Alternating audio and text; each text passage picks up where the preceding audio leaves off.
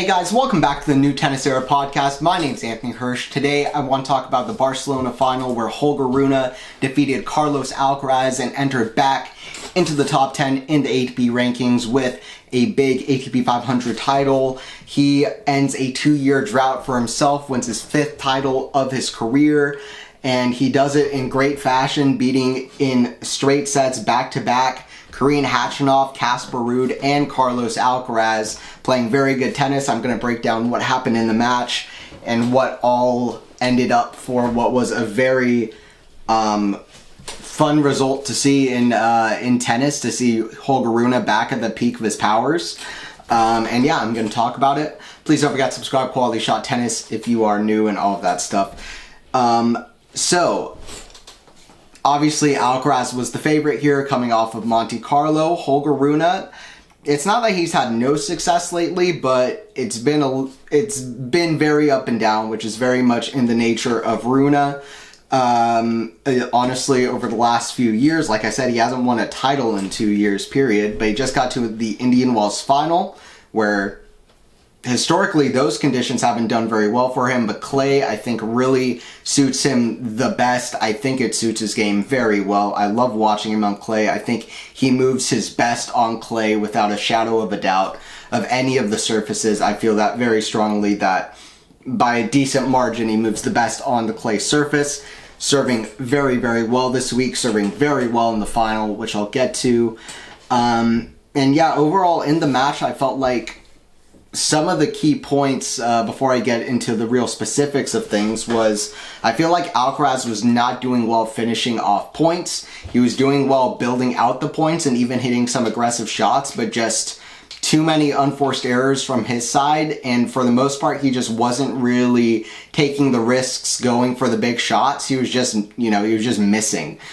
Just pretty simple shots, and he wasn't really coming to net as much as I would have liked to see him come to net. Meanwhile, Rune's defense, as good as I've seen it, really impressive, smart, honestly really clutch, playing the big points much better than Carlos in the match, and serving very, very well. Like, he served 72% of his first serves, won 72% of his first serve points, and served 69% first serves in. Actually reversed those, 72% first serves in and 69% first serve points won. Basically, he served very well. And he was, honestly, his forehand depth also improved as the match went on, hitting some really great forehands. And definitely, even though the match was close, despite it being 2 sets, particularly the first set was about as even as it gets. A tennis match, and who wins it, who loses it, comes down to who plays the big points better, and Rune definitely played the big points better. I mean, these are two guys who I feel like both of them play a very complete game, but Rune, I feel like at times has just struggled with the shot selection, right? And this week, I feel like he was playing some of his smartest tennis. And yeah, Rune now leads 2-1 in the head-to-head. The ATP website will say 2-2, but I don't like counting the next-gen finals. I really don't. I don't know. The next-gen finals and Laver Cup, to me, it just feels really weird and just a bit forced, honestly, to count them into the head-to-head. It feels like they're trying to force a prestige onto these two events.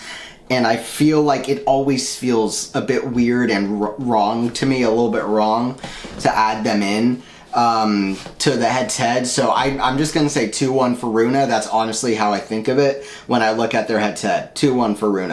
And one of them, yes, was an Alcaraz retirement in Paris, but honestly, I just count that as a win for Rune because I think Rune outplayed him. The injury was pretty late into the match anyway, with the retirement being very late into the match as well, with Rune being 4 points away from winning it. But yeah, a 2-year drought ended for Rune, and he was playing a very, very good ball. And yeah, so I'm going to talk about the match as a whole now. Before I do, I'm just going to talk about the players that Alcaraz and Rune beat to get to this point.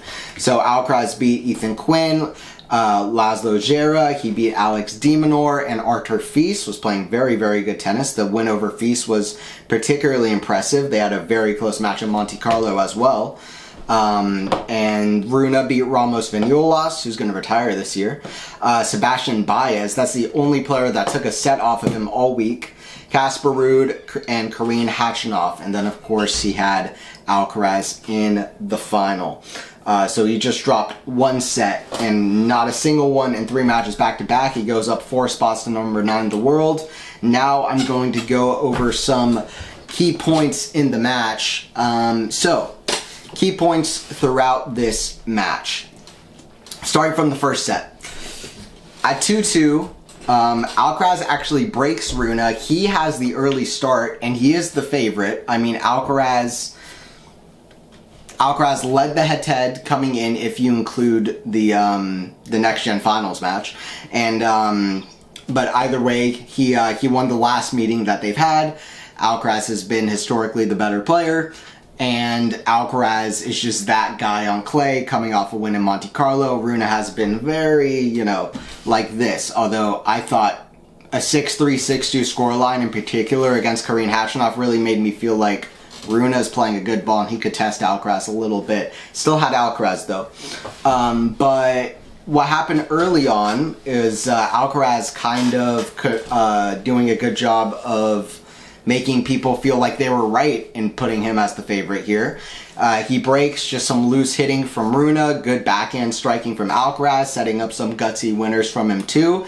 Those are not the patterns we saw as the match wore on. I don't feel like Alcaraz was as gutsy later as he was to start off the match. Part of that could be to do with Rune, and Rune doing a good job of taking cracks at Alcaraz's confidence and feeling like Alcaraz wants to really go for it and play his game.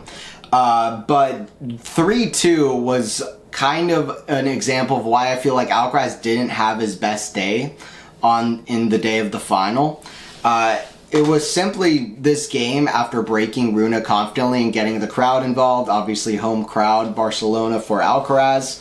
Not hometown crowd, but Spanish crowd. And just simply some loose balls and unforced errors on like really easy forehands from Alcaraz, just letting Rune off the hook a lot. And Rune showing some big forehands, however, which he did a couple times in the match with some good depth on him. So we'll see a little bit more of that. But yeah, it was a bit of an unforced error day from Alcaraz. And yeah, I'll get into that a little bit more. 5-4, one of the biggest kind of moments of the match. Rune gets 2 set points. Alcaraz definitely seemed like a little bit nervous though, and this was shown also after he shanked a return on the game point of this game. But Alcaraz in these set points, as he's facing him, he just is more aggressive and gutsy than Rune. He hits a drop shot winner to save a break point, and just not good forehand depth from Rune. But I feel like, honestly, like, it seemed to me that Rune kind of, I guess, learned, quote unquote, from this moment, and he really started playing gutsier in the big points and getting more depth on the forehand and really going after that shot after this game. So I feel like having this game actually helped Rune long term, especially because he'd fall behind again, which I will talk about. He fell back, he fell behind later on in the set, and playing gutsy on the big points was what kind of got him back into the set and eventually obviously winning the set. But what I will say is at 5-5 30-all, Alcaraz gets his own chance, and Rune is just really able to follow up his balls to the net like Carlos. He actually had more success than Alcaraz at the net in this match, and that is a very big thing for Rune. I feel like this is like the smartest tennis I've seen him play. Like, he just seems so locked in, so focused, so motivated. Like, this was the week to get his tennis back on the map. He wasn't, doing any kind of antics or complaining or anything. Just very focused. I'm not saying that always antics take away from his level or something, or just like, and I'm not even saying antics necessarily in a negative fashion, but everybody has their own way of playing. But I feel like he was very locked in and focused all the way. It was all tennis, all business. And yeah, I feel like what Rune was doing really well was just like serving so well at 5-5 30 all. Alcaraz kind of getting momentum. He hits a fantastic serve in the corner out wide, like literally in the corner. Perfectly it's a spot. Then he hits a volley the other way, kind of a serve and volley. And just, I don't know, deeper, bigger forehands when under pressure. From Rune as well, maybe a little bit looser with that shot. And yeah, I don't know. I feel like Rune's forehand got better and better as the match wore on, so that I will say as well. Alcaraz gets up twice in the tiebreaker. First set was as close as it gets. I mean, literally as close as it gets. It couldn't have been closer. Both players broke back-to-back early, trading blows and big, great shots. The first set was 38 points apiece. Both went 25 for 38 on their service points. So it was literally as close as it gets. But I feel like what kind of happened to make Rune come back in the set was basically that Alcaraz's serving was just not good enough, and Rune was doing a really good job of taking advantage of it. Meanwhile, Alcaraz, when he was getting looks at the second serve, we'll see that especially in the second set, but he wasn't doing as much, initiative attacking and doing damage as he would have liked. I feel like he was really relying, and we saw this especially in the second set, which I'll get into, but he was especially relying on building out the points in his own defense and maybe relying on the fact that Rune is not going to defend and get back a lot of shots and turn defense to offense as well as he did. But I feel like he could have done a better job at taking initiative, taking risks, taking big cuts on returns, injecting pace, even out of the corners and when he's in a difficult spot. But really, I feel like Alcaraz was not taking the risks like we usually see him do. And part of that has to do with how well Rune was doing. I mean, he was hitting his backhand cross court so well, which was opening up a lot of doors for him. And also his forehand was just getting bigger and bigger and deeper as the match wore on as well. And also retrieving drop shots very well. I feel like Rune is pretty underrated in his vertical speed up and down the court. To get the first mini break back, he retrieved a great drop shot. And also at 3-1, Alcaraz gives up the lead with just like too soft and central of a serve. Rune's backhand stepping up with a backhand down the line winner. And then Alcaraz saves another 2 set points. He saves 4 set points before Rune finally converts. Just amazing forehand hitting, honestly, from Alcaraz. Like, the level was very, very high and fun to watch in the first set from both. I don't want to make it seem like I'm being too negative on Alcaraz. In the second set, Alcaraz did get injured, but his level also like dropped off even before it seemed like the injury became a big factor from my vantage point. But I will say that at the end of this first set, just incredible forehand hitting from Alcaraz. I feel like his footwork to run around his backhand and get to the forehand is just unbelievable. I mean, if he gets it off and gets his feet in place, like that forehand, when he goes after it, he's hitting it as big as he ever has. It's gonna look scary on grass courts. It's an awesome shot, and to save set points, to save the second set point on Rune's serve, he hit 2 consecutive, just absolutely massive forehand bullets inside out, which won him the point. It was nothing that really Rune could have done much better after he didn't make the first serve and just put a second serve in. Really nothing that Rune could have done better, just Alcaraz really took initiative. But Alcaraz was really only taking initiative when he was down set point, saving the 4 set points. And on set point, again, he hits too central of a serve and pretty attackable to the forehand of Rune, who will take that all day. Rune punishes it, attacks through it, and Alcaraz hits a forced error forehand long. So basically, in set 1, Rune's forehand just like so good, deeper, harder as the set goes on, taking more chances than Alcaraz. Even hits this big forehand pass at 4-4, which is a shot of the match in the tiebreaker on the big point. And Alcaraz giving a little bit too much himself, like too many chances for Rune, whether it's like chances for Rune to pull off something great, which he's, you know, able to do in this match, yeah, even from a difficult position.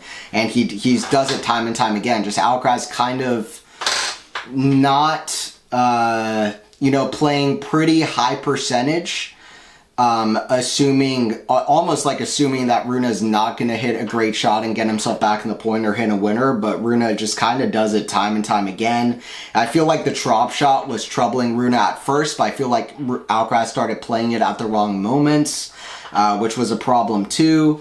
And I mean, on Rune's side, he hit just 30% of second serve. He just won 30% of second serve points in the first set. That changed in the second set, but in the first set, but he made 74% of his first serves in, and he was hitting the spots on the first serve so well, so it didn't even end up mattering very much. But overall, Rune played the big points better, and he played the big points better in the match. And then we go to the second set. I'm not going to talk about the second set as much. I'm mostly going to talk about the start. The second set, Alcaraz did get a little bit injured halfway through. And really, I mean, the scoreline was 6-2. It just wasn't as close. But in the second game of the second set, Alcaraz down 1-0. He's also down, or he's not down 1-0, he's up 1-0. He's down 40-15. He actually gets to a few break points. He has a huge look at a forehand pass, and he goes cross court. Actually hits a decent pass, but Rune guesses right, and it's there with a volley. And again, Rune's net skills just doing so well. It goes 8 for 11. And I don't know, I feel like at Alcaraz's best and most confident, he wins this point all day. He can hit that forehand down the line for a winner.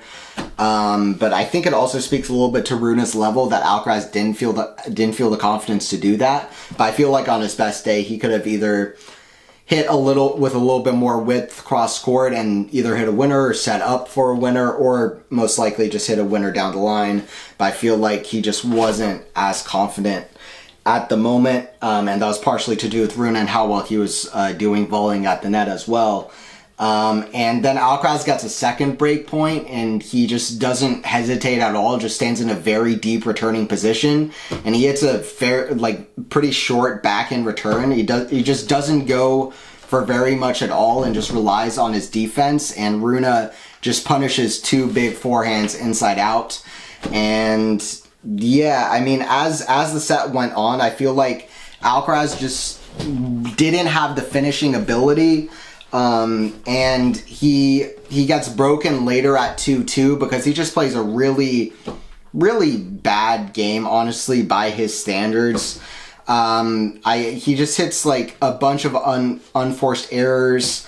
At the first point of the game, he has an easy put-away volley, which he just doesn't put away, as if he's wanting to play this kind of highlight cat-and-mouse point, when really, I mean, Rune got a highlight shot out of it because he had a really impressive backhand winner to win the point. But yeah, I mean, after that, the game kind of escaped him, and it feels like Alcaraz wasn't all business. And in the second set, it felt like he was literally just like, by some like force, he just wasn't able to finish off points. It was crazy. Also, Rune's defense, like I said, as good as I've seen it, so some of it I would say on that. Partly Alcaraz not being able to finish, partly Rune doing so well extending points. We saw that the most at 3-2 after Rune broke. Alcaraz nearly broke right back. He was, finally kind of, after having the physio see him on the changeover, it felt like maybe Alcaraz was finally starting to find his game again, because he was doing some incredible shot making, getting the crowd excited. He hits this fake drop shot, which set up for a volley winner. He's coming to net. He's doing better. But then he has this rally where he hits two shots that could have been winners. Rune just barely keeps the point going. Alcaraz is a little bit slow coming to the net. I really don't know why Alcaraz wasn't coming to net more.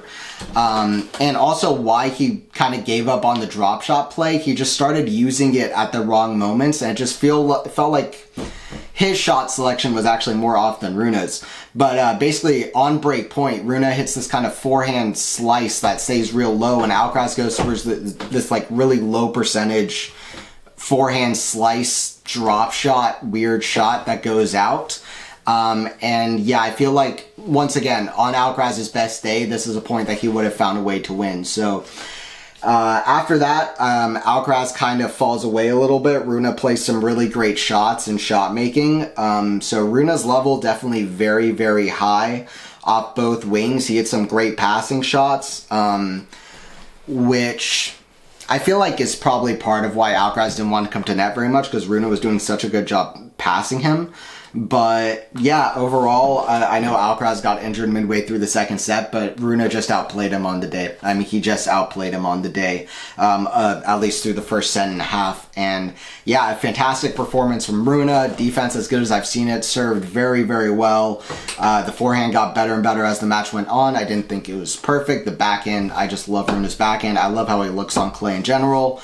And yeah, it's going to be an exciting clay season if Rune keeps playing like this, playing this clutch in the big moments, as focused, playing as smart, honestly, as he did. I feel like that is a really big thing. And I feel like Alcaraz is going to want to serve better, no doubt about it. He's going to want to play the big points better. And he's going to have to not rely on defense. He's going to have to find ways to finish points too and play smart himself and, you know, not, I don't want to say underestimate, as if assuming Alcaraz's intention with some of his shots, but like almost as if he's underestimating Rune's ability to defend. Like, he needs to really go after his shots to finish off the point. He doesn't want to just fall back behind the baseline and urge his opponent like Rune to like hit a winner. Like, he has to go for the initiative in the big points. Like he always says, like, go for it. So I feel like that's something that Alcaraz could have done better, but kudos to Rune because he played a great match and it's probably his best level in a while and he cracks the top 10 again. So thank you guys for watching. Hopefully you guys enjoyed and got something out of the podcast. Don't forget to subscribe. Don't forget to like the video if you enjoyed it. I'll be back covering Madrid Open and we'll have more stuff. So yeah, join in for all of that. I'll see you guys next week for the next New Tennis Era podcast. Thanks.